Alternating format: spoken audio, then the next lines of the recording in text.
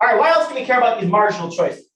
Marginal choices also make it easier to incorporate opportunity costs. Like I mentioned, what is our actual comparison that we're making here when it comes down to a choice that we're doing? And to make really clean comparisons. Right? We want to figure out what is our optimal choice. We need to know exactly what it is we're comparing to. So a little bit more or a little bit less is a good place to start. So, if you're thinking about the choice between 0 apples and 7 apples, you have to consider, well, what am I going to buy if I don't buy all 7 apples? Right? That's a big comparison to make. But it's much easier when you're comparing just 6 to 7, because you're just thinking about small changes. What would you do with your money instead? Which doesn't mean that this comparison doesn't make any sense, right? You could very easily ask yourself, should I buy 7 apples or should I buy 7 oranges, right? If you only want to have one type of fruit in the house, something like that. But it's a lot easier to sort of work through these marginal choices because you might be more likely to prefer like a mix, right? You're thinking about, I only have money to buy 7 pieces of fruit. Should I go all apples, all oranges, or somewhere in between?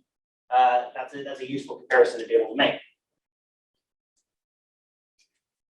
This also forces us to be really explicit about what our alternatives are, right?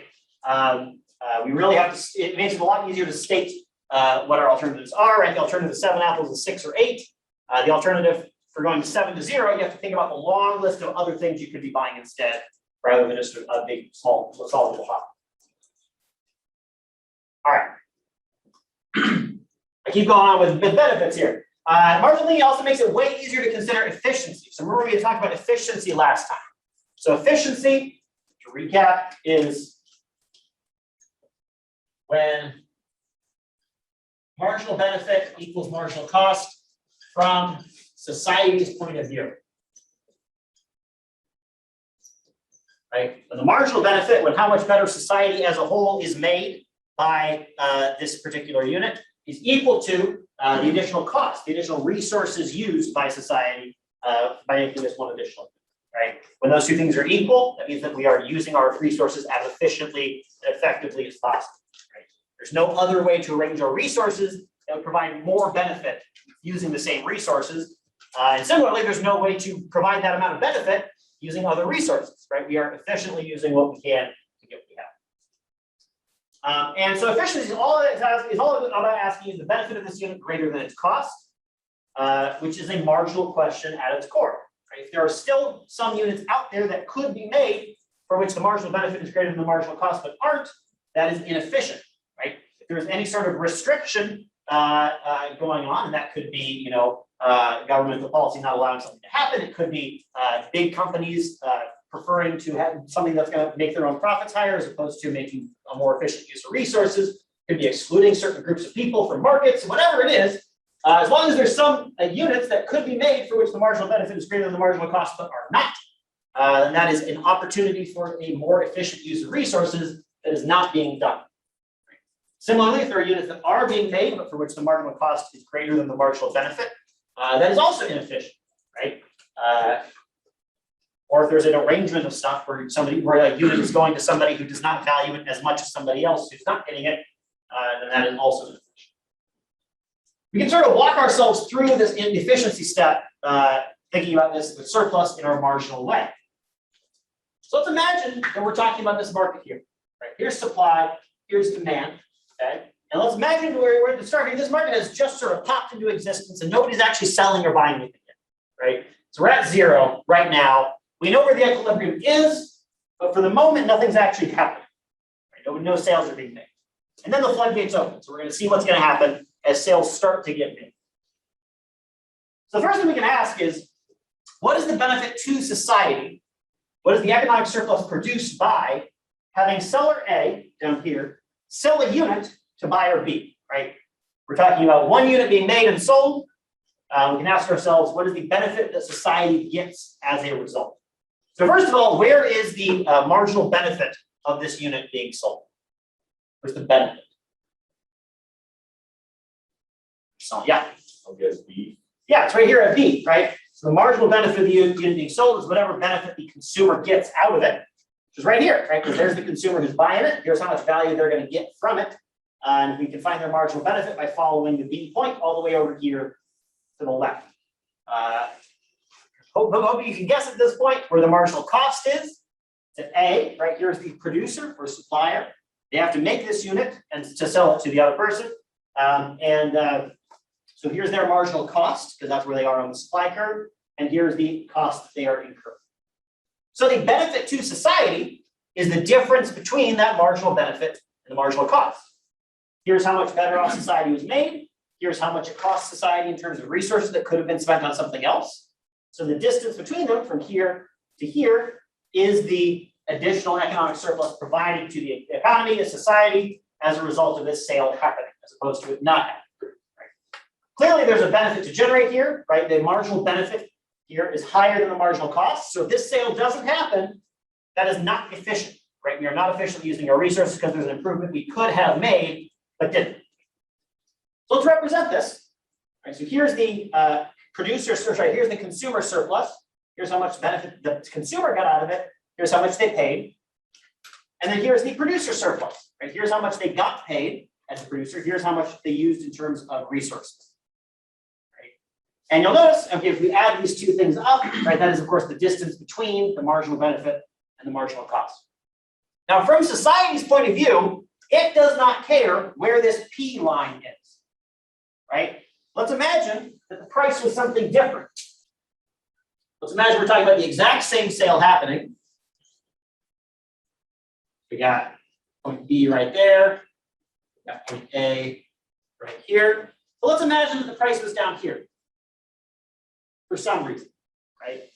This sale happening would still provide the exact same amount of economic surplus to society as a whole, right? It would change the distribution of how good of a deal this is for the buyer and seller sides, but society doesn't care about that so much. Society just cares about how much benefit was produced and how much did it cost in terms of resources, right? So here, the line would be from B to the price, just like it is over there, and from A to the price, but the whole distance is still the exact same, right?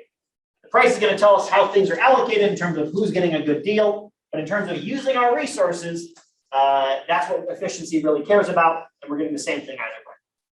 The only way the price is going to matter is it might change which trades actually happen, right? If the price is in the wrong spot, then there might be some efficiency improving trades or sales that do not occur, and that would be bad. But what we really care about is what resources are getting used and what benefits are being produced. All right, so we've made this sale. We've generated some economic surplus for society going from B here to A here. And the total surplus has increased by the sum of these two line lengths, right? If we sort of take these lines and slide them over here, you can see that the total surplus has increased by that amount. You can probably guess this is going to sort of lead to where we were last time, where I started filling in the lines on the triangle, right? We're going to do a similar thing here. Let's do a second sale. So let's say that seller C here is going to sell it to buyer D. So same idea, right? Here is the additional benefit that has been produced for society as a result of this person getting their hands on a unit of the good. Here's how much it costs in terms of resources. The distance between them is going to be the economic surplus that's generated for society. Take these two lines, slide them on over. Here's how much the additional total surplus that has been created for society as a whole. Now notice, by the way, I didn't necessarily assume that like we started all the way with like this person lines up with this person and then this person lines up with this person. It doesn't necessarily go like that, right? It's not necessarily as ordered as that. It's just somebody who finds it worthwhile to buy is buying from somebody who finds it worthwhile to sell. They don't necessarily all line up in that way. All right, so let's do another one. Oh, so yeah, sorry. We added up the two different sales we've made. Slide both of those over. We have a total surplus so far. As we add more and more sales, right? This person sells to this person, or this person buys from this person, this person buys from this person, this person buys from this person, and so on. We just add up the lines and continue to increase them. Every time a sale gets made for which the marginal benefit is greater than the marginal cost, we are getting more use out of our resources. We're providing those resources to people who get benefit from them. And as we keep going, right, we fill in the triangle all the way until we get the entire areas that we have here, right? All the area beneath the demand curve and above the price, this is all the consumer surplus. So once all of these sales are made, we end up with the entirety of consumer surplus, right? How much better all of the consumers are as a whole, summed up, relative to how they would have been without these sales occurring. Right? Every time a sale occurred with this person, when they bought their good, they became better off by this amount. Right? So if we ask how much everybody became better off as a result of buying their thing, that entire triangle. Same thing down here. When this person sold their unit, they became better off by this amount. Right? Add up everybody there, we get the entirety of consumer surplus and producer surplus.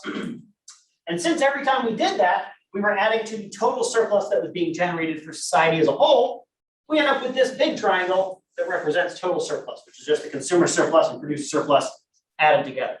Because at this stage of the model, we only care about these two groups, consumers and producers. We'll get to other people later. And this will keep going until we get to this equilibrium quantity, right? Because until that has happened, there are always new beneficial trades that could be made and people out there willing to make them, right? Right now, this person sitting right here on the demand curve hasn't bought one yet, but they do value it more than somebody out here, right? We can find a bunch of people to buy from for whom their costs are lower. Those two people are going to find each other. They're going to make a sale. It's going to make both them and society as a whole better off.